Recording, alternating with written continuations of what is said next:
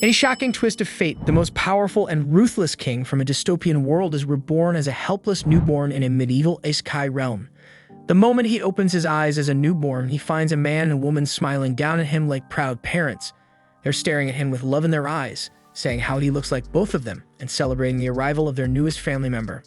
The father, Reynolds, decides to name him Arthur and immediately tries to get the baby to call him Papa. The mother, Alice, laughs and says he's still way too young for that. While the two of them goof around with their new child, Arthur is just lying there confused. He has no clue who these freaking people are or why they're acting like they're his damn parents. If they're telling the truth, then that means he died in his old life and somehow got reborn with memories intact.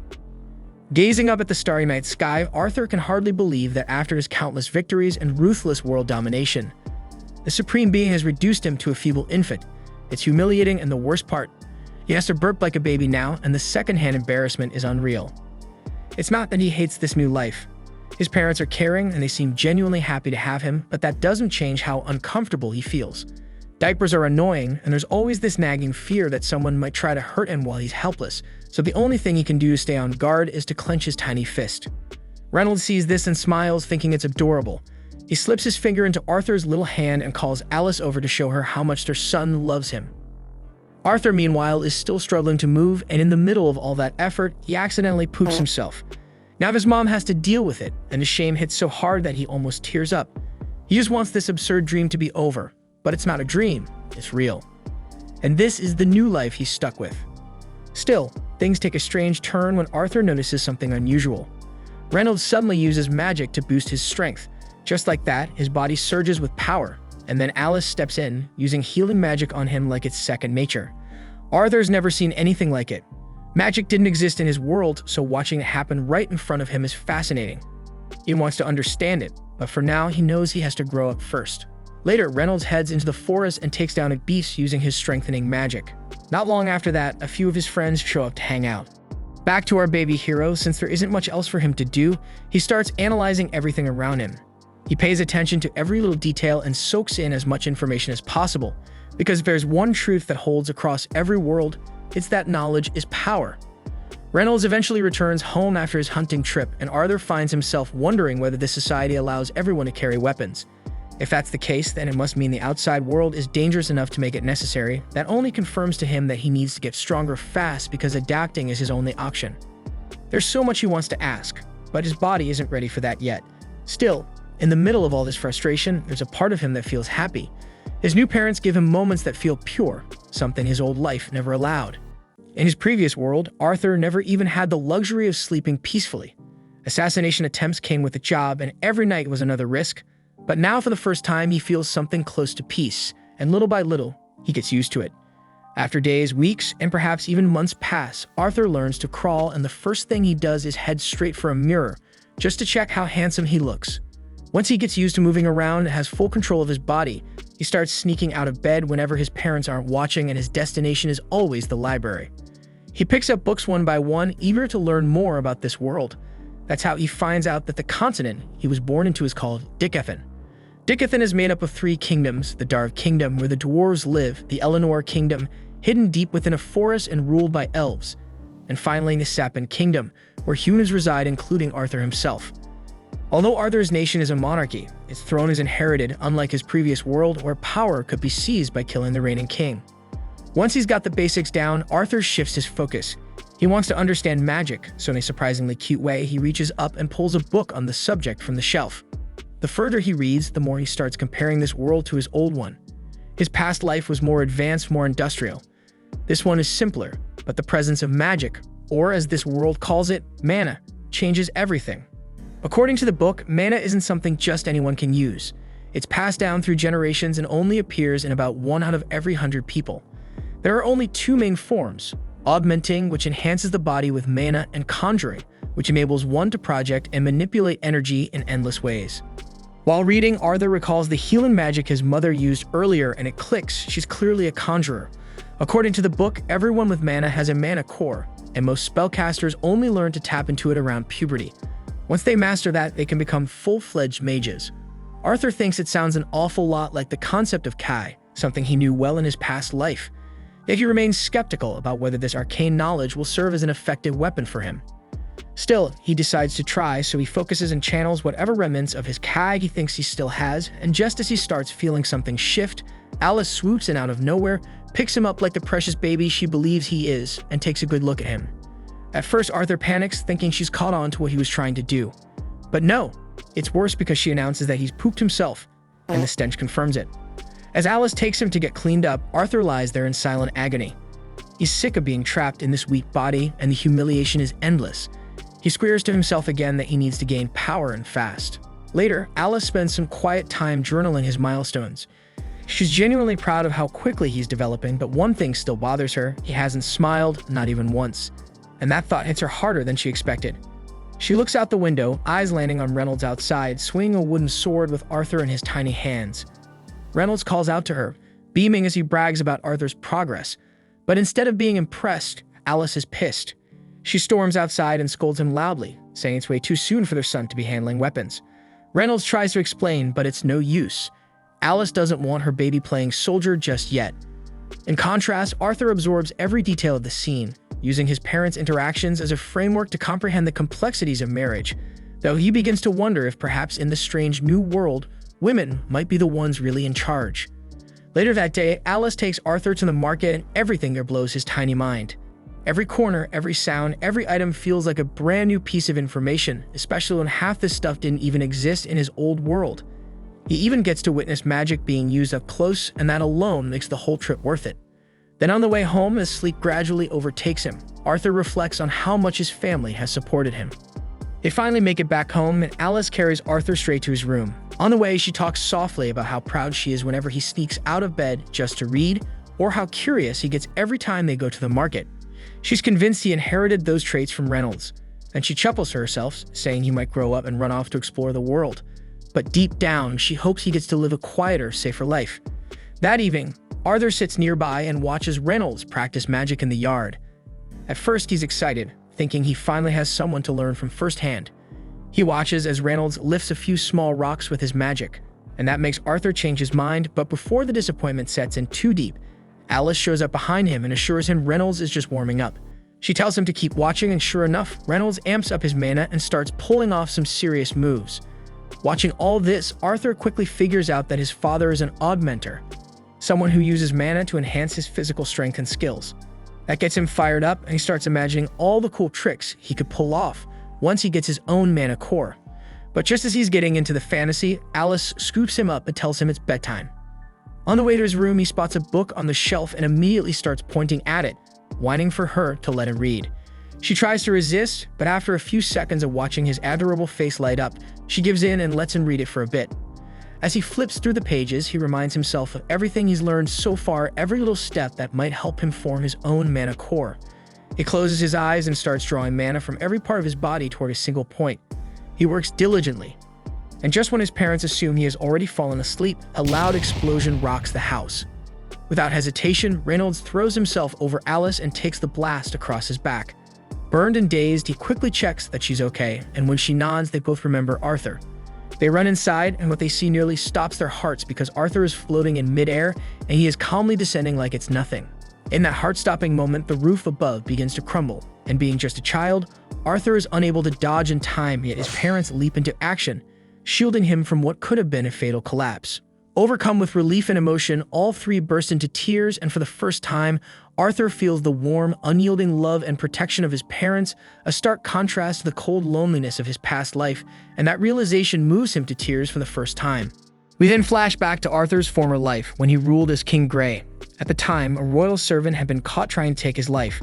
According to the law, the man should have been executed on the spot, but the king's council instead chose to exile the traitor and his entire family back to their homeland. The traitor knows full well they face something far worse than death once they arrived, so he gets panicked and desperate and dropped to his knees and begged Grey to show mercy and spare his wife and daughter. But Grey, without even a word, killed them right in front of him. It wasn't revenge. It was a twisted act of mercy because he knew death by his hand would be quicker than whatever hell awaited them where they were going. And somehow the assassin, broken and hollow, genuinely thanked Grey for it. Now in his new life, Arthur has just turned 4. He's spending time with his father Ray, who gives him a pair of combat gloves, exact replicas of his own. But Arthur politely turns them down, saying he'll stick with his wooden sword for now, because he thinks that with his small frame, the gloves would shorten his range and make it harder for him to fight properly. Ray doesn't push it, and instead he smiles and steps into the regular sparring match. But today turns out to be different. In the middle of the fight, Arthur surprises Ray by imbuing his sword with mana, something he's never shown before. And with that sudden enhancement, he easily disarms his father. It's the first time Arthur has ever beaten him, and Ray is left frozen, stunned by how fast his son is advancing. Later that evening at dinner, Ray brings up the idea of hiring a proper instructor for Arthur. He's realized that his own training won't be enough anymore. But Alice is immediately against it because she knows hiring a tutor means sending their son away to the city all alone at just 4 years old. Ray stays firm, pointing out that Arthur can now use magic to enhance physical objects, and that kind of talent can't go untrained. The conversation quickly turns into a heated back and forth, both parents standing their ground. To stop the argument, Arthur jumps in with a compromise, and he suggests they all move to the city together.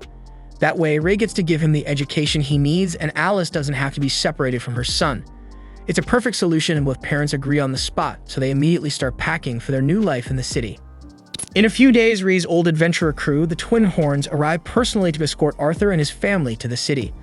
Arthur politely introduces himself to the group, so their leader Adam introduces himself and tells him that they've already met before, though he doubts a little kid like Arthur would remember.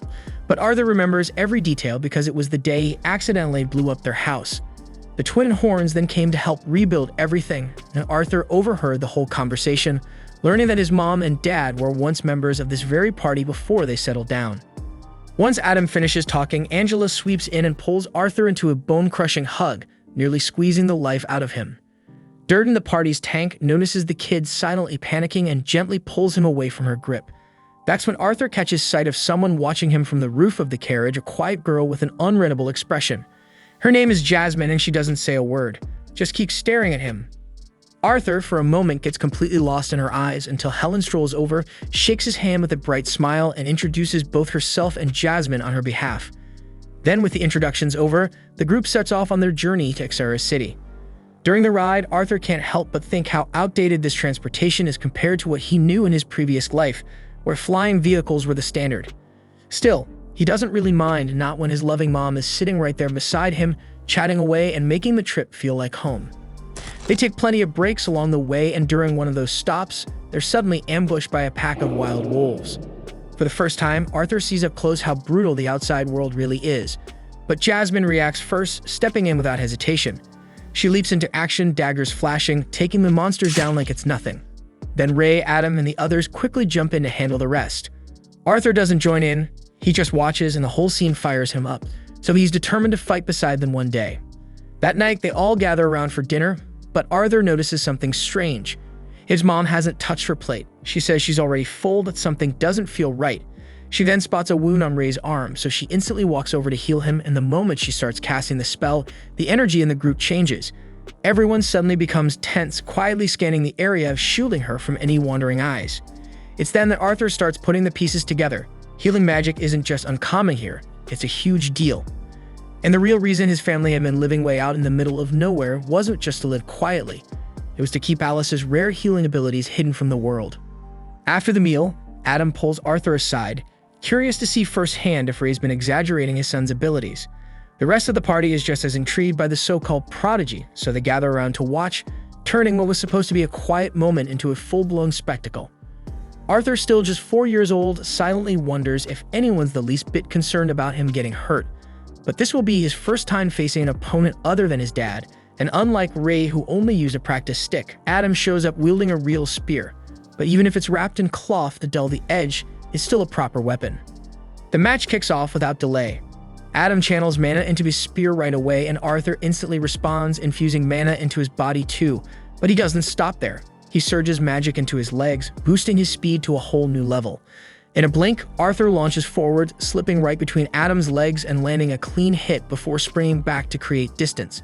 The crowd goes silent, absolutely stunned by his lightning-fast movement and spot-on precision. As the duel heats up, they clash again, but this time head-on. But it becomes painfully obvious that there's still a huge gap in sheer power. Arthur doesn't have the muscle to keep up, and Adam's next blow sends him flying. The force behind the strike throws him through the air like a ragdoll, and right then, Arthur gets a harsh reminder.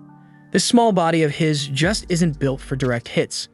But before he slams into the ground, Angela swiftly casts wind magic to catch him midair, gently lowering him to safety. Durden then immediately steps in and scolds Adam for going way too hard on a little kid, and he reminds him they were supposed to be sparring, not trying to launch Arthur into orbit. Adam raises both hands in apology, admitting that he got a little too into it, but only because the little monster's technique totally threw him off guard. So he asks Ray what kind of damn brutal training regimen he put this kid through to make him this dangerous at just 4 years old, but Ray says that he doesn't do shit. A few steps away, Arthur notices Jasmine staring him down with that unblinking intensity of hers. She bluntly asks how the hell he fights like that and demands he teach her. And judging by her completely deadpan expression, Arthur realizes she's not going to drop this until she gets what she came for. The following morning, the group resumes their trip and eventually stops at a calm, open stretch where Arthur can squeeze in some more training. Adam takes this chance to give him some spear lessons while Ray flexes his dad bod with some old-school workout poses, and the poor kid just humors him anyway. After that, Helen steps in for a quick archery session, and before long, Arthur's nailing bullseyes like he's been doing it for years. With training wrapped up, it's finally Jasmine's turn. She'd been waiting for this moment, and surprisingly, she picks up on his teaching quicker than expected. Later that evening, Arthur is quietly reading a book when Jasmine starts staring at him like she's been hypnotized by a face that doesn't even try to be charming. A few minutes later, it's not just a stare, it's borderline stalker behavior. The next morning rolls around, and it's Arthur's birthday. Jasmine, of all people, gives him a dagger as a present. To everyone's shock, especially the other girls, she even goes out of her way to explain how to properly use it. Adam, being the only single guy in the group and having clearly had enough of this rom-com moment, loudly declares that it's time to hit the road.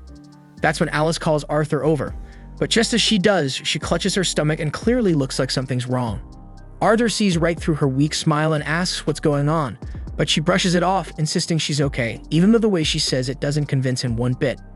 As they continue on, their peaceful journey is suddenly interrupted by a full-on bandit ambush. Without wasting time, everyone hops off the carriage and braces for a fight. Then a hail of arrows rains down, but Angela steps up and throws up a magic barrier to protect them. Arthur then peers outside and quickly realizes they're surrounded from all directions. Meanwhile, the bandit leader, who frankly looks like his head got squashed into a cube, orders his crew not to kill the women and children because he plans to sell them off for a nice chunk of change. The bandits then charge with zero hesitation, and though Alicia is visibly shaken, she tries to keep Arthur calm. Then, before the attackers get too close, Durden blasts a few of them back, and Ree meets them head-on, knocking thugs out left and right. One nearly lands a blow on Ray, but Helen's arrow intercepts him straight through the chest. Adam also tears through enemies with his spear like a hot knife through butter, and Jasmine takes down her share with clean, precise dagger strikes. Watching the twin horns fight like this, Arthur realizes just how strong each one of them really is. But the problem isn't skill, it's numbers. The bandits just keep coming, wave after wave, so eventually the group begins to tire, and the pressure builds. Then with a brutal hit, Ray gets slammed into the carriage and collapses, motionless. That's when the bandit leader, with his smug face and evil smile, starts making his way toward Alice and Arthur. Watching Ray laid out like that, Arthur and his mom instantly jump out of the carriage in a panic. But before they can get closer, Ray regains consciousness and tells them to hold their ground. He may be bruised and barely standing, but he's still trying to play the hero. He turns to Arthur and tells him to take his mother and get out of there fast. Of course, Arthur, being the stubborn little guy he is, insists on staying and fighting alongside them. But Ree cuts him off and finally says the words that stop him cold: Alice is pregnant. That one sentence answers every question Arthur had about her recent weakness, and suddenly everything clicks. With no time to waste, Ray looks him in the eye and says he trusts Arthur to protect both his mother and his little brother she's carrying. So Arthur snaps into gear, grabs Alicia's hand, and takes off raining like hell. Behind them, the bandit boss, loudmouth and still full of fight, shouts at his crew to stop them. But just as they're about to catch up, Ray charges into the fray, giving Arthur and Alice the seconds they need. At the same time, just as it looks like Arthur and Alice might be caught, knives fly through the air, and it was Jasmine and Adam who stepped in to clear the path like pros. In moments, the whole Twin Horns crew is locked in battle again, holding off the attackers while Arthur and his mother escape. As they flee, Arthur thinks back on the life he once had, the life of a man who had taken countless lives without flinching.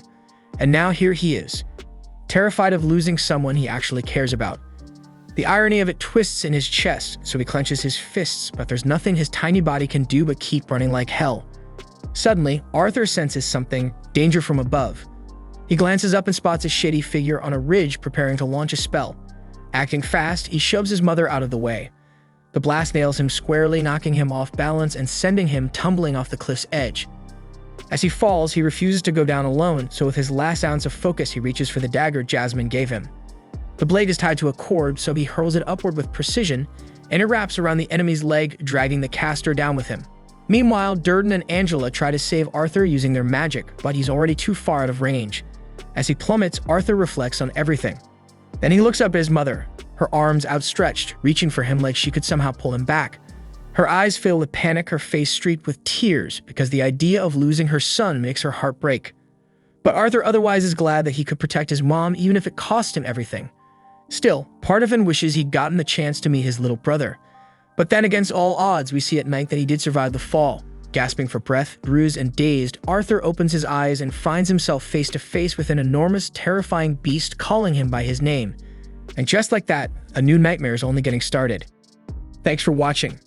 Subscribe to not miss the next part.